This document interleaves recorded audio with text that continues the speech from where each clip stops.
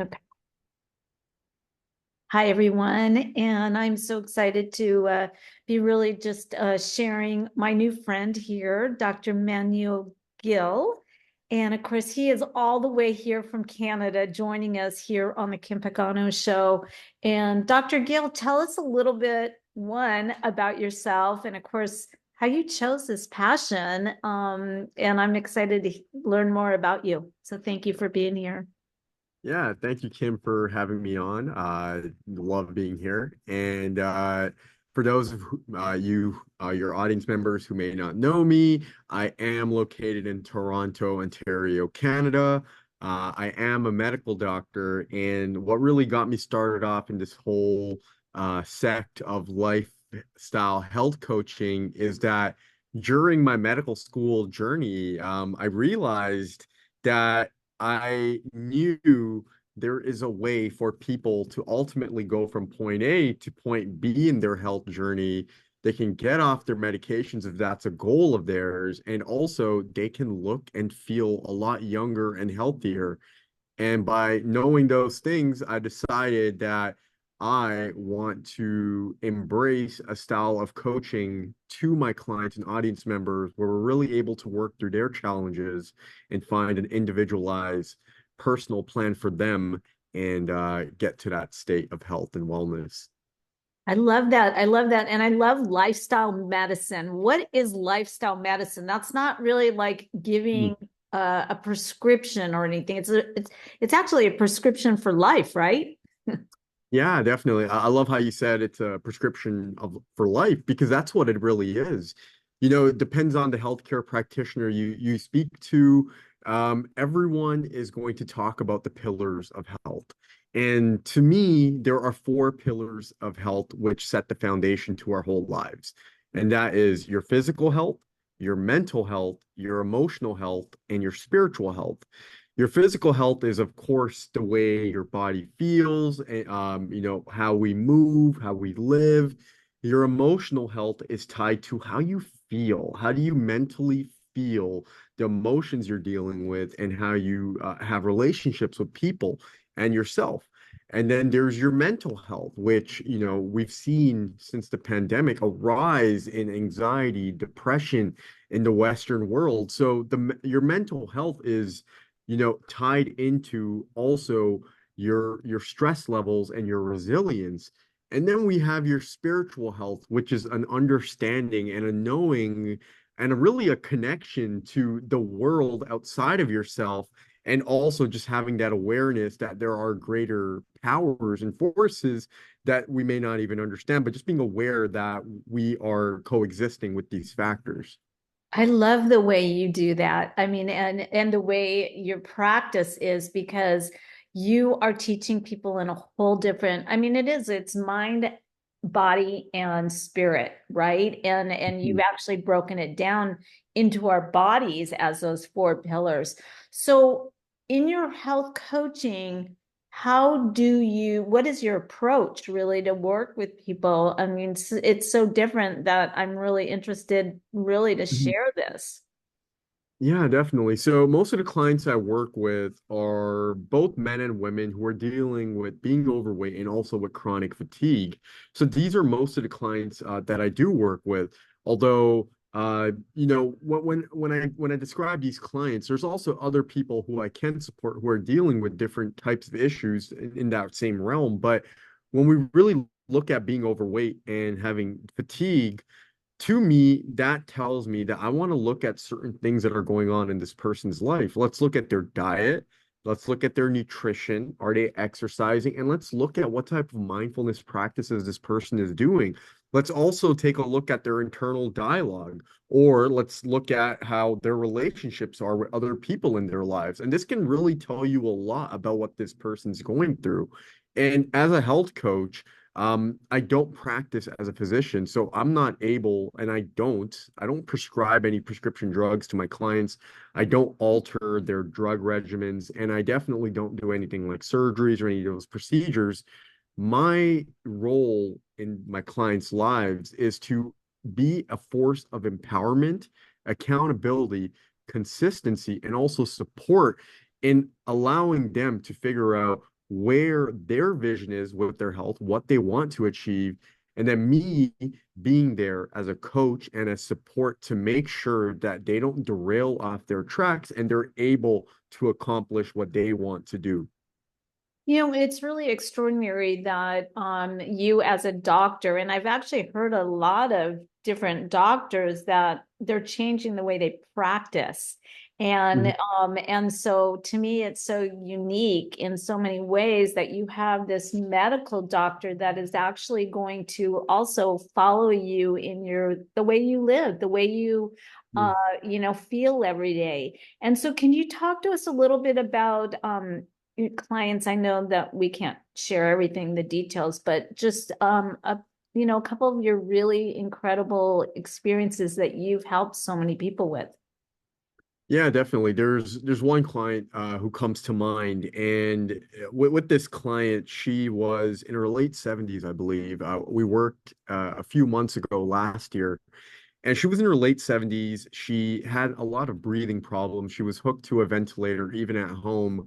And one of her concerns was she wanted to feel better. So she wanted to lose some weight, and she also wanted to have higher energy levels.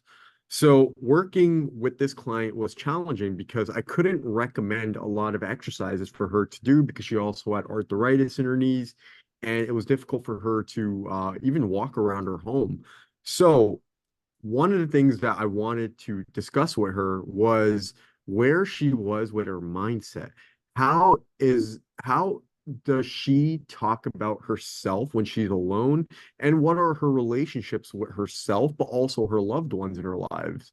And during that, we were able to really get down to many self-limiting beliefs she had. We were able to reverse engineer those beliefs, see where they were coming from, essentially break them. And then we were able to do that. She was more compliant, she was not compliant, sorry, but she was more eager to really discover an exercise protocol for her. And to be honest, the exercise protocol I gave her was absolutely free. It was for her to take her dog and go for walks around the block of her home and her neighborhood. And another trick that, not to go off on a tangent, but another thing that really supported this woman being on a ventilator was me showing her the proper breathing mechanics, which she did not know, right? A lot of people go through their lives unconscious and are breathing in and out through their mouth. Of course, I do this too, but once I bring myself to my conscious, then I breathe the correct way, which is you need to breathe in and out of your nose. Of course, And the now I'm doing that too as I'm listening to you, right? And of course, for our listeners, that anybody that's watching this, it is by accident that you do it. So thank you for bringing that awareness. So yeah, so just with those simple things like that, Mhm. that Yeah, you definitely. that you helped her, correct? Yeah, definitely. And it's through no fault of anyone's, right? And one interesting thing is that we don't learn in a Western society ever to breathe through our nose. Probably unless you go to medical school, then you might learn that. But in the East, right? Like when kids are going through monkhood and when they want to become monks, one of the first things they learn in monk school is how to breathe correctly, and that's through the nose. So by talking with this client I had, I got her to do me a favor, which was to buy medical tape, which is very soft and it's very comfortable. And essentially, I got her to apply that over her mouth while she slept at night. And after a week of just doing that, she's been doing it now for a couple months, but after a week of doing that, she reported having higher energy levels and also being able to actually get deep breaths down to her diaphragm and out of her nose, which was incredible. That is incredible. Wow, Manu, that I'd never heard of that. I'm gonna get that tape too. I don't think it's for a different reason, but what a great thing to be able to really learn to breathe. I had gone to an eye doctor and he had asked me, he was like stopped me and said, "Oh my gosh, are you not breathing through your nose?" And I'm like, I have no idea, but he made me Mhm. aware of it. And he's like, you have to. He said the same thing as you, that it is so imperative and so important for your body. We're not told that by a regular doctor. So I love that. That's one of the things that you bring to the table as Mhm. part of the lifetime lifestyle medicine. Mhm. So, what other things that we can look at that we can share with people? And first of all, can you give out your website so that people can definitely find you and know how to work with you? Yeah, so I have two answers to that. So the first is my website is www.drmanugill.com. So drmanugill.com. And once you go to the website, in about a couple seconds, you should get another window that opens up, which is a free downloadable My 2024 Vitality Checklist. So you can go out, live your best life, and also just lead more purposefully in 2024. And in this checklist, I think we made about 10 to 15 different points. It's certain things that I would like all of you to start doing every day, starting today. And you'll see a lot of these things that you're going to see on that checklist are going to benefit your health tremendously. And the beautiful thing is, a lot of those things, or all those things, they're actually all free for you to do. So I think that is going to be a game changer for your audience. I love that. I love that. And so let me ask you, I always ask my guests on my show to give us a Mhm. couple tips. And would you leave us with like three tips that we can use to start this amazing journey with you before we even call you? And also, and again, I want you to also share the best way. Do you work virtually? Is that how you work? Because is that is that a way that you work with people? Yeah, so right now and for the foreseeable future, I am doing everything virtually all through Zoom. And the beautiful thing about doing this is that, when I used to do rotations as a medical student in my third and fourth years, was that a lot of times one of the concerns patients had was that they weren't able to get to the clinics or the hospitals because one, maybe they didn't have a car, they didn't have enough money for a bus pass, and it was just out of reach for them to get to those facilities. So by doing this virtually, everyone that I speak to is able to be in the comfort of their own home on their laptop or their desktop, a tablet or your phone, whatever it is you enjoy doing it on. I personally enjoy my laptop. And you're able to do it from the comfort of your home. And one of the best things about this, Kim, is that with this virtual type of health and medicine, as a practitioner, I'm able to look at someone's home. I'm able to see how tidy it is. I'm able to see their fridge, what's inside, if they have any concerns about mold exposure. And these are all great ways because now I can see what's in their home and I can give them the proper guidance and tips so they can, one, mitigate those risks, or two, just prevent it altogether. I love it. Okay.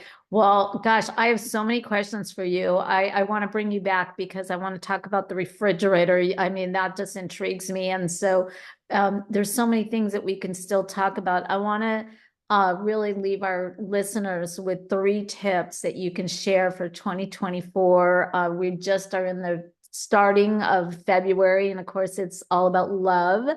And I know that that's when we had talked before, and that was one of the things that you had really shared about really sharing love, right? I mean, you think that's part of the lifestyle. So, if you could share those, that would be great. It's funny. I gave that answer without even realizing it's February, the month of love. So that was totally unintentional. But Well, it uh, is intentional because that's really how you do your work, and you could tell uh, it's so your passion.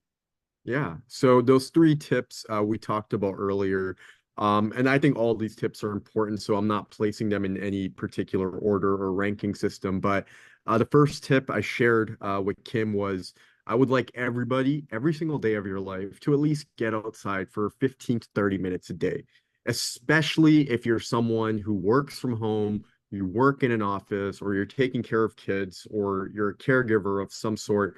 You want to get outside for at least 15 to 30 minutes a day. Of course, if you're outside for longer than 30 minutes a day, that's amazing. That's a lot better. But even if it's raining, it's cloudy, right? You need to get outside because that's nature. That's how we feel better. We're not meant to be sitting at home in front of a screen, in front of a computer, a TV.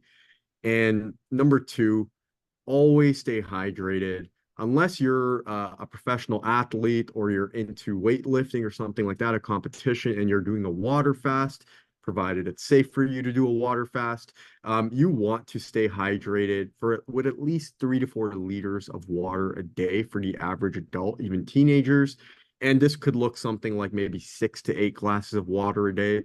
Water is not only important for us to maintain digestion, but it's also used for brain health because our brain is mainly composed of water. And if you look at humans, we're about what, 72% water, which is our blood. So we want to stay hydrated.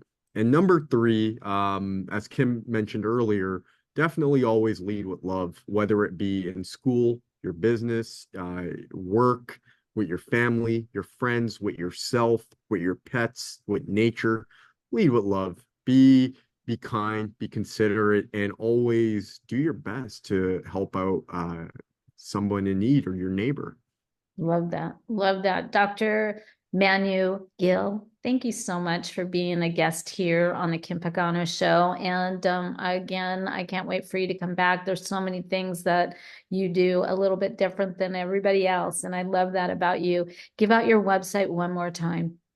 Kim, it was a pleasure being here as well, and I definitely look forward to being interviewed again by you. And for your audience, my website is www.drmanugill.com. DRMANUGILL.com. There you go. All right. Thank you so much.